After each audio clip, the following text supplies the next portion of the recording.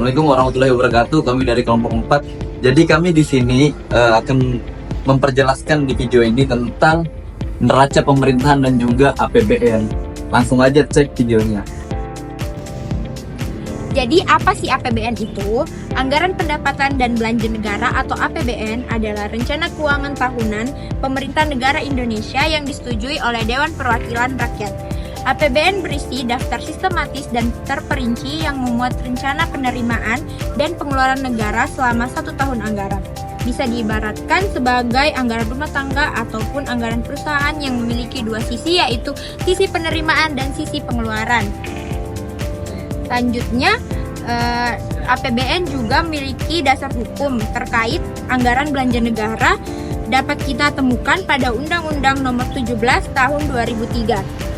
Dalam undang-undang tersebut tercantum beberapa poin penting, antara lain yang pertama, Pasal 1 ayat 7 berpendapat bahwa APBN adalah rencana keuangan tahunan pemerintah negara yang disetujui oleh DPR. Yang kedua, pada Pasal 3 ayat 4 bahwa APBN mempunyai fungsi otoritas perencanaan, pengawasan, alokasi, distribusi, dan stabilisasi. Yang ketiga, pada Pasal 4 bahwa APBN adalah anggaran belanja meliputi masa 1 tahun mulai dari 1 Januari sampai 31 Desember.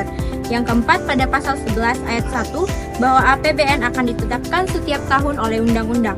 Dan yang terakhir, pada Pasal 11 ayat 2 disebutkan bahwa APBN terdiri atas anggaran pendapatan, anggaran belanja, dan pembiayaan. Nah, di sini ada fungsi dari APBN sendiri. Dan di sini fungsinya tuh ada 6. Yang pertama di sini adalah fungsi otomasi. Di mana fungsi APBN yang pertama ini adalah fungsi secara umum untuk membantu pemerintah dalam merencanakan kegiatan yang akan mereka lakukan selama 1 tahun ke depan. Terus yang kedua di sini ada fungsi alokasi, di mana sebagai bentuk alokasi, anggaran ini juga bertujuan untuk meningkatkan efisiensi dan efektivitas dari perekonomian satu negara. Nah, keberhasilan dari penetapan APBN tergantung bagaimana efektivitas alokasi dari anggaran tersebut. Untuk meningkatkan kualitas perekonomian dan meningkatkannya kesejahteraan masyarakat, pemerintah dapat fokus untuk memperbanyak produksi, untuk mengurangi angka penurunan, mencegah pemborosan sumber daya, juga mengurangi angka kemiskinan dan lain sebagainya. Nah, terus di sini ada yang ketiga adalah fungsi pengawasan. Adapun di sini bahkan untuk fungsi pengawasan untuk fokus memberikan penilaian terhadap kebijakan-kebijakan yang akan dikeluarkan pemerintah. Selain itu, seberapa efektif pengeluaran anggaran belanja negara dapat menjadi cerminan bagaimana implementasi APBN di lapangan. Poin tersebut juga dapat menjadi saran, evaluasi, serta menjadi acuan dalam menetapkan rencana anggaran belanja untuk 1 tahun mendatang. Terus yang keempat di sini adalah fungsi stabilitas, yang merupakan anggaran belanja tahunan yang memiliki fungsi khusus, yaitu untuk menjaga stabilitas negara. Tujuannya yaitu agar fungsi perencanaan dari anggaran belanja ini menjadi lebih tepat sasaran serta bisa untuk membantu menjaga stabilitas fundamental perekonomian negara. Terus yang kelima di sini ada fungsi distribusi, di mana anggaran belanja negara yang penggunaannya akan fokus untuk meningkatkan kesejahteraan rakyat. Oleh karena itu, anggaran tersebut akan pemerintah distribusikan secara menyeluruh kepada seluruh lapisan masyarakat. Terus di sini ada fungsi perencanaan. Yang terakhir, pada satu negara, APBN atau negara belanja tahunan akan direncanakan dengan cermat dari jauh-jauh hari.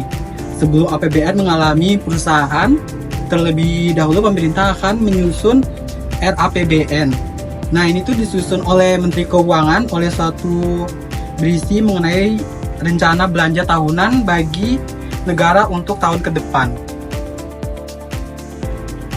Oke, jadi sekarang kita membahas tentang prinsip APBN. Jadi di antara prinsip APBN itu terbagi untuk menjadi 2. Yang pertama itu prinsip berdasarkan aspek pendapatan negara, dan yang kedua berdasarkan aspek pengeluaran. Nah, di aspek pendapatan negara itu ada intensifikasi penerimaan anggaran dalam jumlah dan kecepatan penyetoran. Ada juga intensifikasi penagihan dan pemungutan piutang negara dan penuntutan ganti rugi atas kerugian yang diderita oleh negara dan penuntutan denda.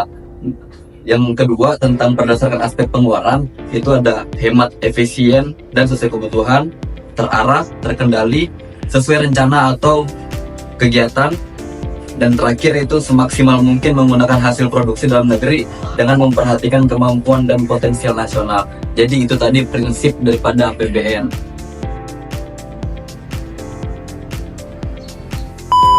Selanjutnya saya akan menjelaskan dari struktur APBN. Yang pertama itu ada pendapatan dan hibah. Dari mana sih asal pendapatan dan hibah itu? Nah, itu dari berbagai sumber. Yang pertama, penerimaan pajak yang meliputi pajak penghasilan atau PPH. Yang kedua, pajak pertambahan nilai atau PPN. Yang ketiga, pajak bumi dan bangunan atau PBB.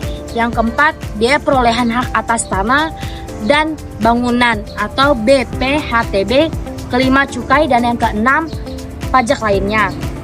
Yang kedua itu ada belanja negara. Nah, belanja negara terdiri atas anggaran belanja pemerintahan pusat, dana perimbangan, serta dana otonomi khusus dan dana penyimbang. Yang ketiga itu ada defisit dan surplus. Defisit atau surplus itu merupakan selisih antara penerimaan dan pengeluaran yang melebihi penerimaan disebut defisit. Sebaliknya, penerimaan yang melebihi pengeluaran disebut surplus. Yang terakhir atau keempat ada pembiayaan. Pembiayaan diperlukan untuk menutupi defisit anggaran. Nah, beberapa sumbernya itu misalnya pembiayaan dalam negeri atau perbankan dan non perbankan. Kedua itu pembayaran luar negeri atau neto. Tujuan APBN. Tujuannya ada 5. Yang pertama, meningkatkan transparansi dan pertanggungjawaban pemerintah kepada DPR dan masyarakat luas. Yang kedua, meningkatkan koordinasi antar bagian dalam lingkungan pemerintah. Yang ketiga, membantu pemerintah mencapai tujuan fiskal. Dan yang keempat, memungkinkan pemerintah memenuhi prioritas belanja. Dan yang kelima, membantu menciptakan efisiensi dan keadilan dalam menyediakan barang dan jasa publik melalui proses prioritasan. Kesimpulannya, neraca pemerintahan APBN merupakan gambaran keuangan negara dalam periode tertentu.